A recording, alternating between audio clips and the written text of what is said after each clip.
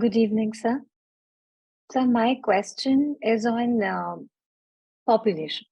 We were just talking about it, and in a couple of your answers previously, you've mentioned uh, about the population, and you also touched upon that point that we have recently surpassed China, according to the most recent estimates at the beginning of this very year. And currently, India's population stands at around 1.4142 billion people. So, by this estimate, um, we are the most populous country in the world, and we are going to add the maximum number of people from now onwards till a very good amount of time. And the population projection says that by 2050, 2060, we will keep growing. Um, so, in many of your videos, many of your talks, you have always mentioned that how population is at the very root of so many societal problems, so many environmental problems, so many problems related to the planets. Um, and we see this figure. And that too for a country like India, which is very unprepared in terms of many things. So, what is the way forward? What should we do? Is there any important role of policymakers? And if we are at this level of population, is it can it ever be an advantage in this bleak atmosphere? So that's the question. Advantage to whom? Advantage to whom? You'll have a larger number of people proceeding to occupy territory from a neighboring country. How can overpopulation be an advantage? Advantage to whom? Why? In what sense? So that's not even imaginable to think of overpopulation as an advantage. Overpopulation is not merely a problem, it's a crime.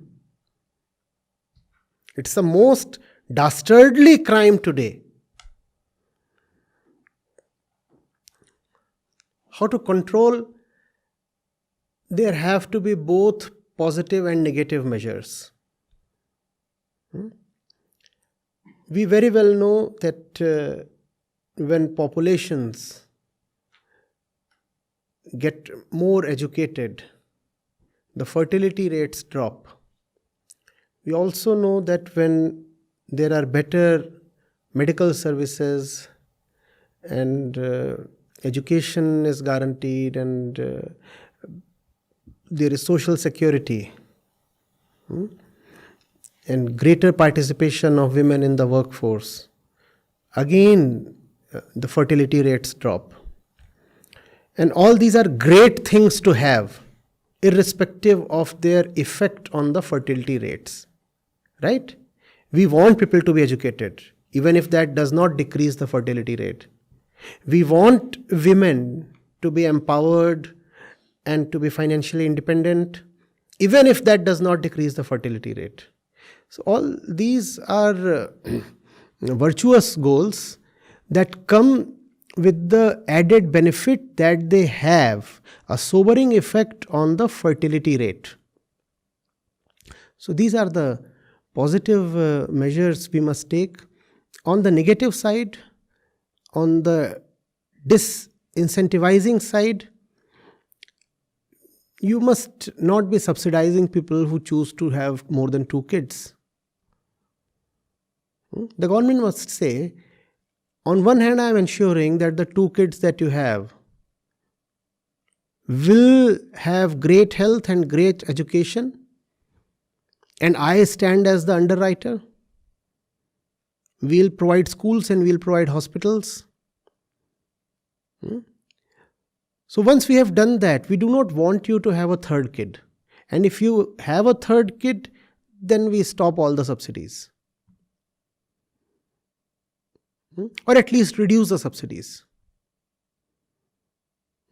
And there are so many benefits that citizens draw from the government.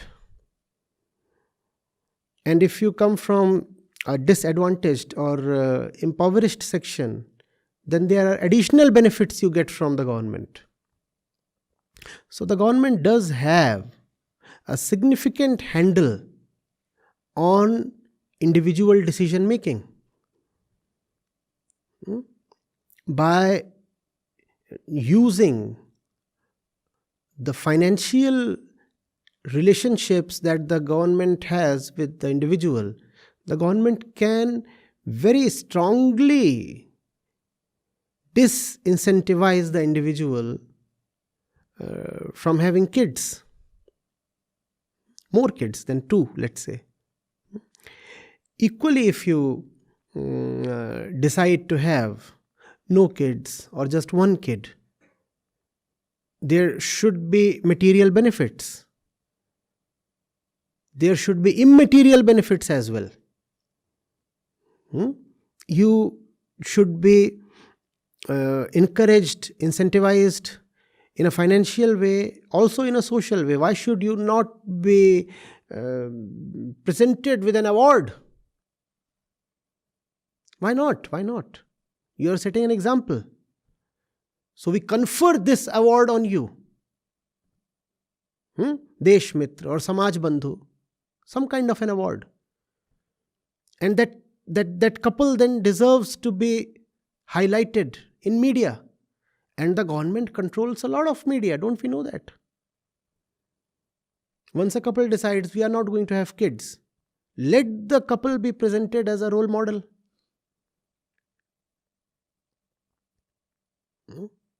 So there is a lot that can be done. And you do not need to take draconian measures like at the time of emergency. You do not need to forcefully sterilize people. That's not even needed. There are so many other ways you can both incentivize and de-incentivize people. But for this to happen, you need a government that can make this happen. And for that to happen, you need a people that can vote that kind of government to power. And for that to happen, you need to have an agency that can first of all educate people towards the peril of overpopulation. That agency should be able to challenge the long-standing cultural notions. If a woman does not procreate, her life is wasted. The purpose of life is to have a full nest. And a full nest is defined by the abundance of kids in it.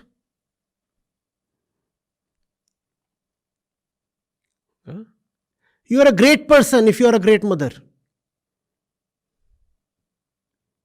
If you have been a great mother, you are a veritable goddess. You can be worshipped. So the population will first of all have to be educated in a spiritual way so that we realize that procreation is not the purpose of life, especially not the woman's life. And that time, golden time, peak time, precious time, spent taking care of the babies is not particularly great investment. Come on, let's be bold and honest enough to say that upfront. There is no great virtue or value in changing diapers and washing diapers and catering to all kinds of animalistic needs of an infant. There is nothing great about that. It does not even require a person of high consciousness to do all that. Even animals do all that. So let the woman know very clearly that if she is wasting years and years behind a baby, she is actually wasting her life.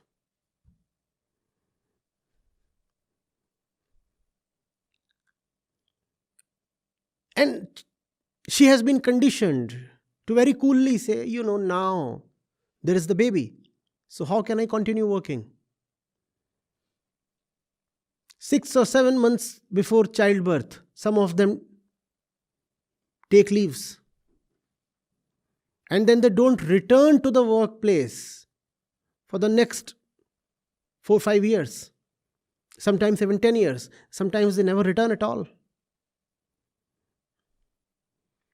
They need to be very clearly told, without mincing words, even if it hurts and offends, that they are wasting their life.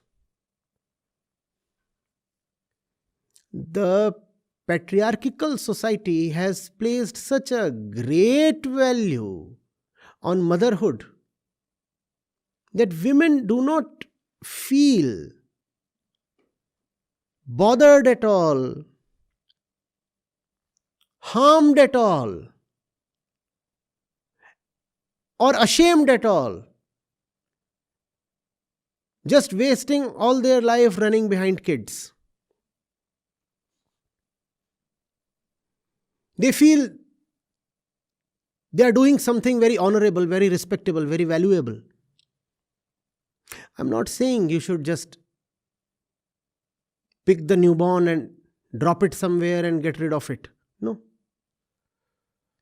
But you should know very well that time spent on the newborn, time spent on child raising is not a particularly great investment. And you have limited time as a human being.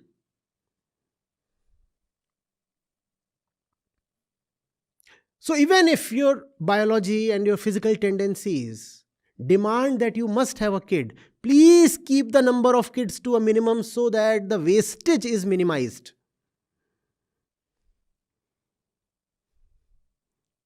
The time spent on one kid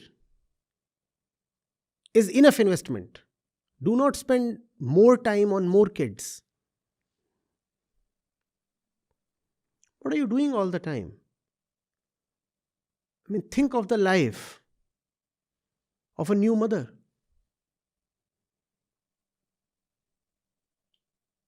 Think of her life.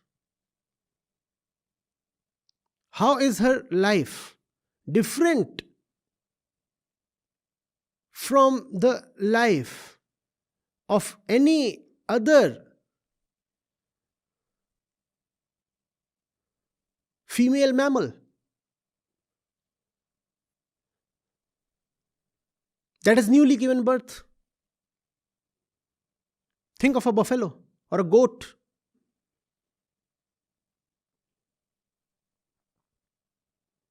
All the time they have to just look after the kid, and they cannot read, they cannot take care of themselves. If you are a sports person, your sports are gone.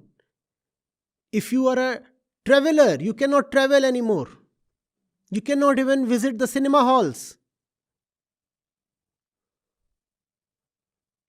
You cannot go shopping. You cannot even sleep with abandon.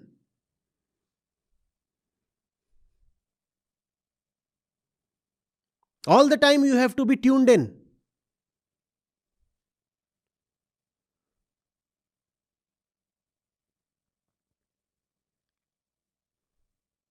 Can you go and sit in a library and spend dedicated 8 hours there? You can't do that. Not for 2 months, not for 4 months. You cannot do that for next many years.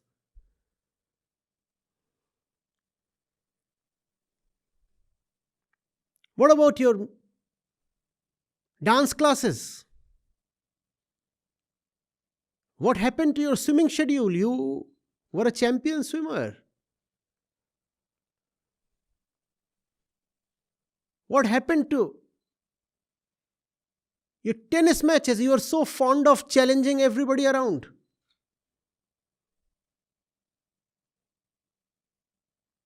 and you had a great volley and a great backhand. What happened to all that?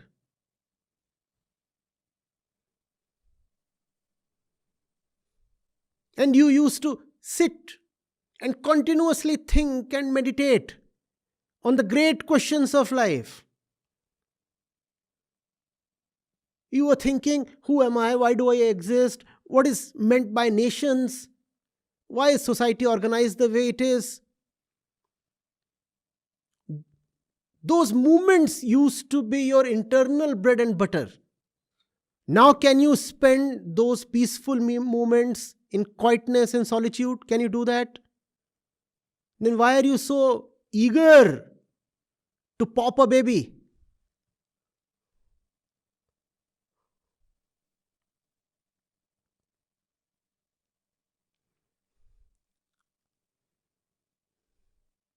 The baby is the master, the mother is the servant. That's obvious for many long years. And that's a biological connection. And the same biological connection will mean that once the baby grows up, he'll have his own life. First 3 years of his or her life, when the mother invests practically everything she has into the baby doesn't have any memory. Nobody remembers the first 3 years of his life. And that's when your mother has been doing the most for you. And you don't remember that. You cannot remember that.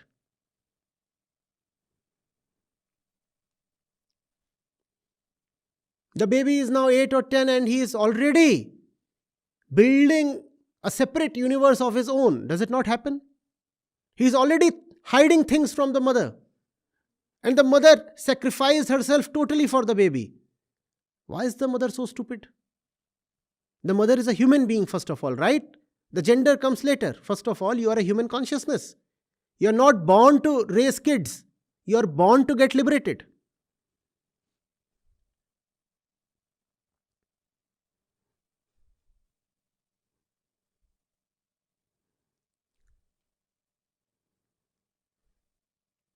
I look at women.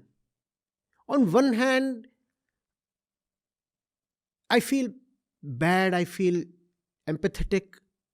On the other hand, I feel furiously angry. You are responsible for your own wretched state. Don't you know what you are doing? You are hurting yourself all the time. You are allowing yourself to get exploited. Why do you do this to yourself?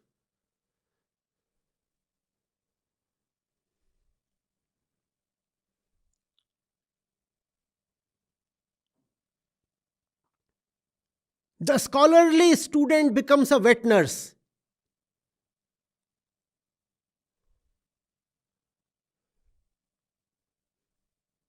And the baby is shitting all the time, urinating all the time. Was that supposed to be your destiny? Urine and stools?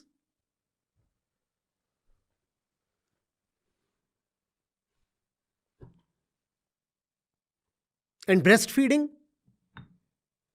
That's what you are born for?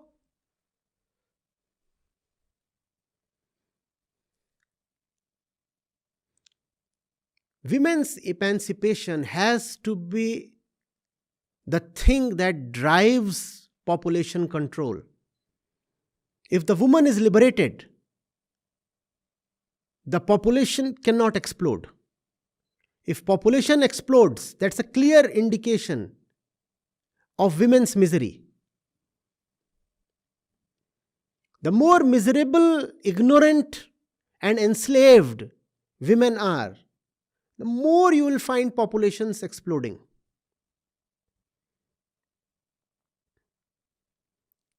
See, practically, man has zero role in the process. Let's face it. He impregnates and gets away paying a very small price. In fact, in some sense, his own beastly tendencies get satiated. Now the woman is confined to the house. So she has been now domesticated, like a pet mammal. Now she becomes even more easier to control.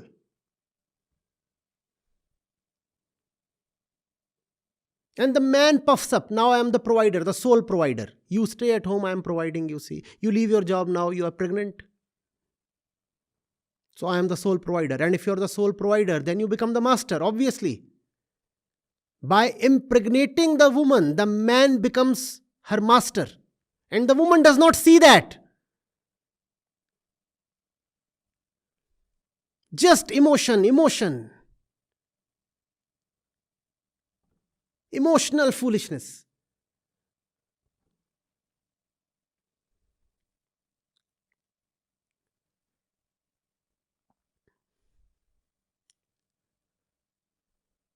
And the man goes out to work and he visits places and broadens his experience and learns of things and grows as an individual. And what is the woman doing?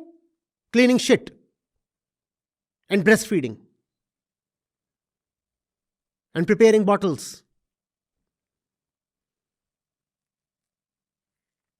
and rushing to doctors.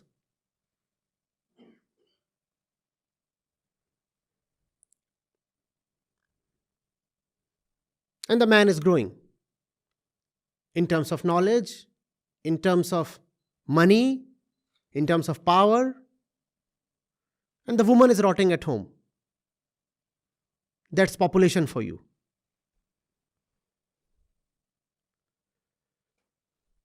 And on top of that, the man will say, you see, look at how magnanimous I am. I am the sole breadwinner. You two sit at home, you and the baby. And I provide for both of you idlers. What good are the two of you doing at home? Just sitting comfortably. And I am the one who is going out there working and providing for you two slothful people, doing nothing, good for nothing.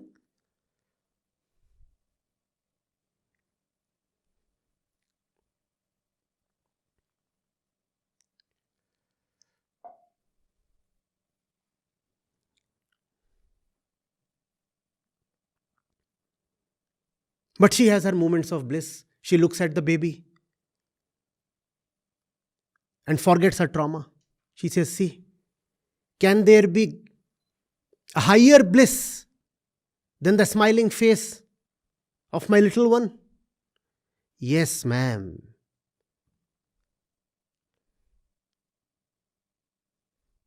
Knowledge and consciousness and realization and power.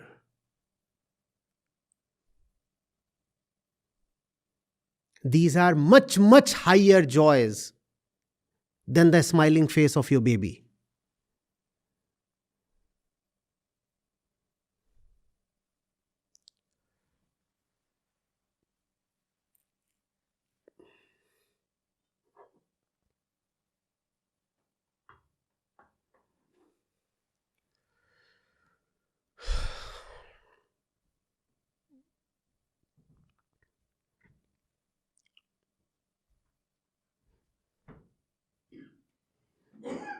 On the contrary,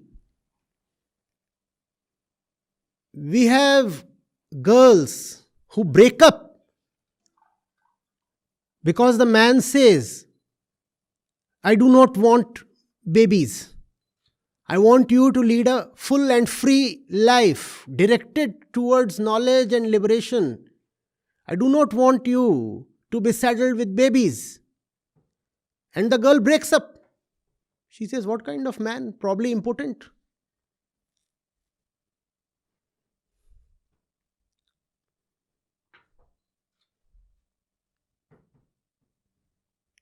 Six weeks into the relationship and she starts clamoring for marriage. 6 weeks into the marriage, she starts clamoring for.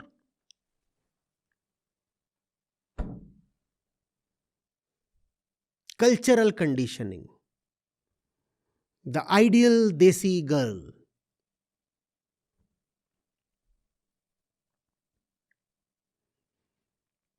And there would be so many who would actually be celebrating that we are ahead of China now.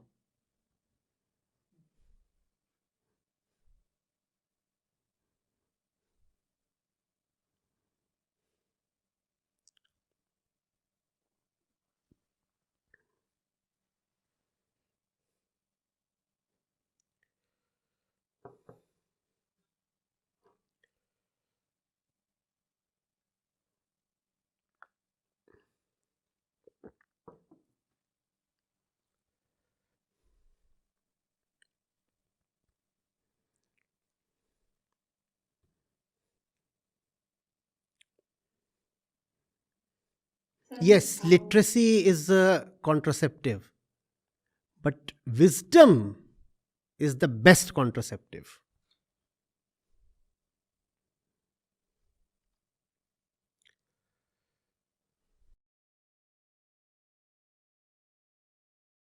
Hmm.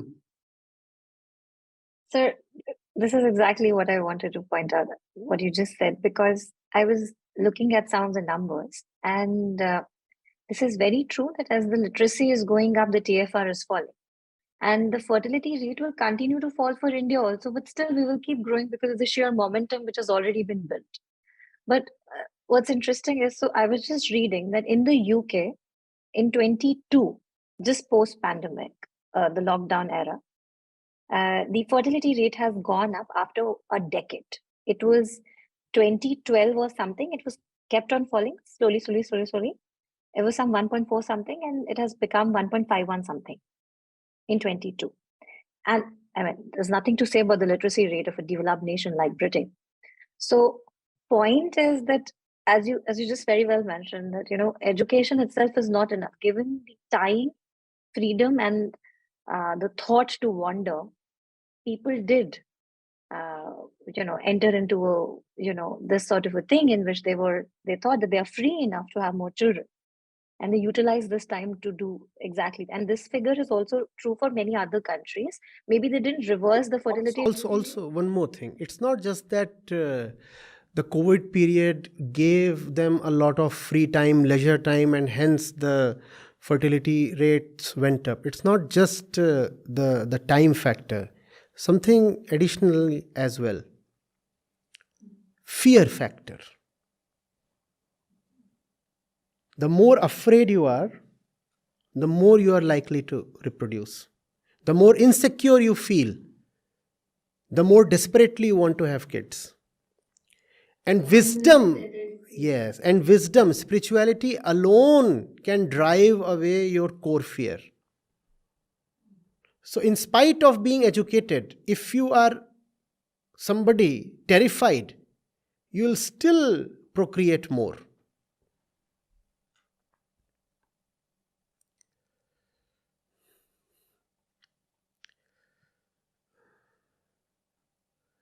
I could speak endlessly for hours. We have yet not talked of the impact of population, human population, the population of this one species on the populations of the millions of other species, billions of other species. We have not talked of what it means to have one additional Homo sapiens on this planet, what that means to the other species, what that means to the planet itself and its entire ecosystem. We just talked keeping human beings at the center, especially the female human being at the center.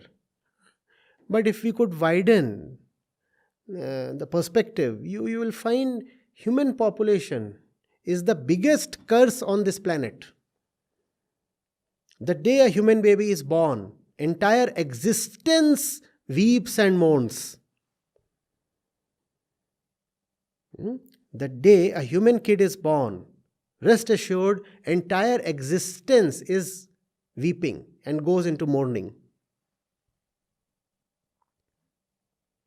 That's the impact of one human birth.